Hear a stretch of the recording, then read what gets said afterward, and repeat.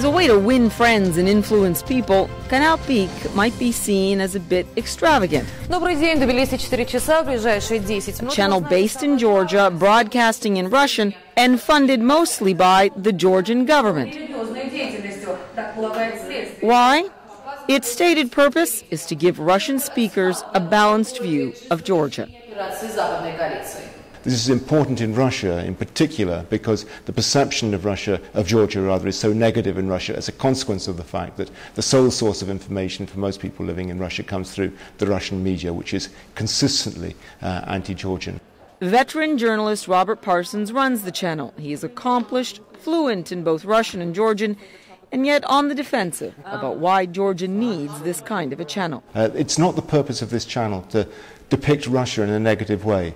We're not an anti-Russian channel. What we want is for people in Russia to see what's really happening in this country, to get a balanced picture of this country, warts and all. Since the acrimony over the 2008 war between Russia and Georgia, both sides, it seems, have moved combat from the battlefield to the airwaves. On Russian TV, a crackdown on opposition protesters in Tbilisi in May received extensive coverage on the two main channels with pointed criticism of the Georgian government. Georgia is discussed in the Russian media to an inordinate degree. This is a country of 4 million people. But the impression you would have in Russia is this is a powerful state which in some way threatens Russia.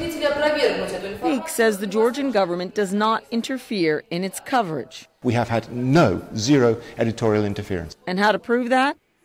Simple, watch us. If you can find any grounds for criticizing, tell me. And yet the issue may not be Peak's independence, but why the Georgian government chose to create such a channel at all. Media analysts observe that such a channel does little to strengthen the role of Georgia's media in building a strong democracy, and some go further than that. I think the threat to independent media organizations in Georgia is absolutely real and serious. Civil society advocates and many Georgians alike have been asking for independent media to be bolstered by government, instead of funding a channel that sets out to reach Russian speakers. In the end, what that means is for access to information by most of the population, there's not as much information around as there could be if the government were to make a greater commitment.